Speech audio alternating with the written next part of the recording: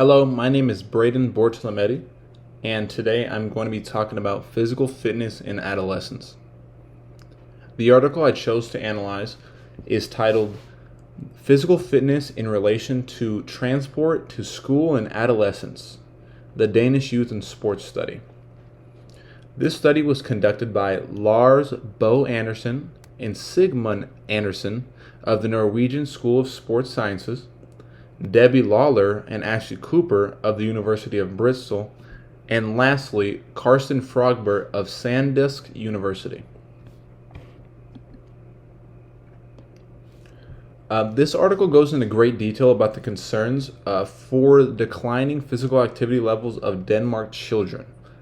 Much like the issues we face in America, the Danish people worry that their younger generation are getting less and less active with every passing year. This could be from a variety of things like accessibility to unhealthy foods, televisions or video games, or even poor instruction on how to make healthy habits. Funny thing about the Danish population though, a majority of the Danish people actually use their cycles as one of their main sources of transportation. This isn't very common here in the United States, but over there, they cycle everywhere. Many people do not own cars, and they are riding their bikes as much as they can and using whatever else as little as they can. In fact, 2/3 of the student population cycle to school each and every day. This sparks the question on whether or not this could have an impact on children's varying physical education levels. The argument behind this study was to prove that students who rode their cycles or walked to school were in better physical fitness than those who got to school by other means, like passive transportation such as car, train, or whatever else they could find. So getting into the methods. The study took place at 19 high schools across Denmark, testing 545 boys and 707 girls aged 15 through 19. Every class started with a questionnaire to place students into 3 groups: those who walked, those who rode their cycles, and those who took passive transportation like bus, train, car to school. Height and weight and BMI were then also recorded to be able to differentiate the data after the study was completed. Following the questionnaire, students were tested in 5 different categories. 1 being aerobic power.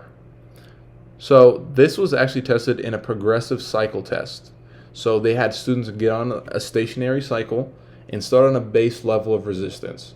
The full test was 7 minutes long, but at every 2 minutes they would actually get another level of resistance. So they were measuring the student's maximum output on the bike.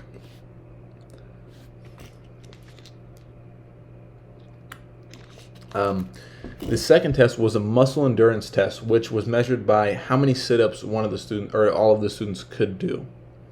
The third test was a functional strength test, which tested strength in both the legs and the arms. The leg test was a series of resistance bands that were tied down to the students, and they would jump and then see how much force they would use when they jumped. And as far as the arm test, they would have the kids sit down stationary and throw a weighted ball as far as they could, and then measured that and compared it with the other students.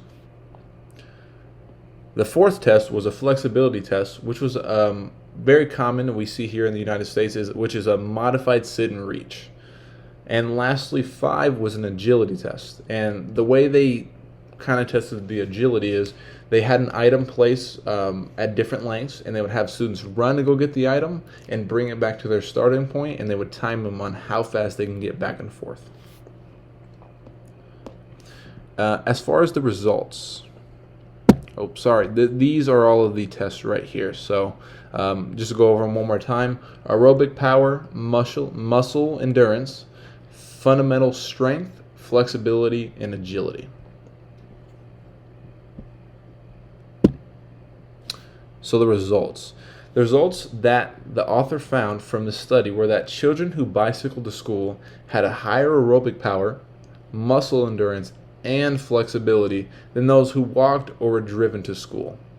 The results helped prove the author's claim that children who cycle to school are in better physical shape than those who are not. And to kind of break down some of this information, the author does a great job of citing outside professional sources throughout his study. To help further his claim, per his study from Shepard in 2011, active transport such as walking or bicycling to school has been suggested as one way to increase physical activity in children.